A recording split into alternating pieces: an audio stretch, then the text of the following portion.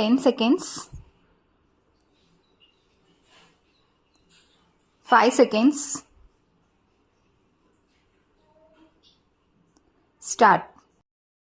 Mr. Speaker Sir, coming to the budget estimates, I am not going to deal at length with the amounts allotted to various departments. I shall deal only with the major policy of the government which should be adopted in future for the welfare of the state.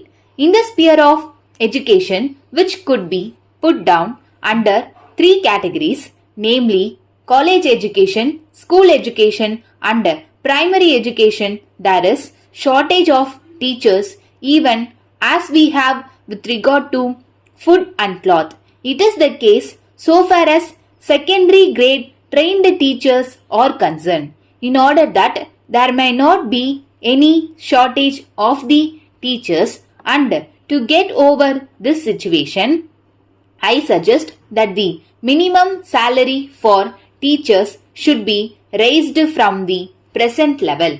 Along with the shortage of teachers, we also see there is insufficient equipment by way of building accommodation also. A suggestion has been made by some honorable members that the number of pupils to be managed by one teacher should be increased. I think the better course would be to introduce the shift system so that another shift of boys might also receive education without constructing new buildings. In a school building which can normally accommodate 1000 students, we can have 2000 students without constructing new buildings. I made mention of this to the Honorable Minister for Education also, and I hope he will give his consideration to it. If that is adopted, we need not bother about the construction of new buildings immediately. Of course, for permanent institutions, we can construct buildings according to the convenience of the finance of the government.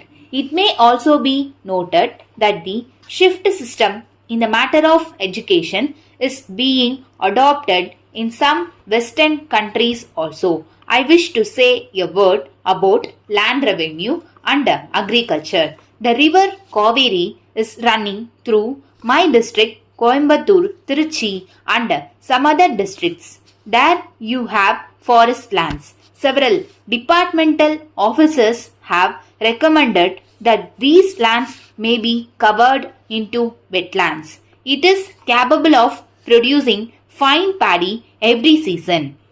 There will be no need for the grant of any subsidy. If you only dig 4 or 5 feet, you are able to get fine water very easily. I strongly recommend to government that this may be considered immediately so that more than 10,000 acres may be brought under cultivation as wetlands. I am sorry to say that the health of the people does not receive as much attention as it ought to. Sir, at present we find that the medical department seems to be an agent for distribution of foreign medicines. They recommend foreign medicines to everybody without taking into consideration their capacity to buy. I do not blame them for it. I do not mean to suggest that the Western system of medicine is bad.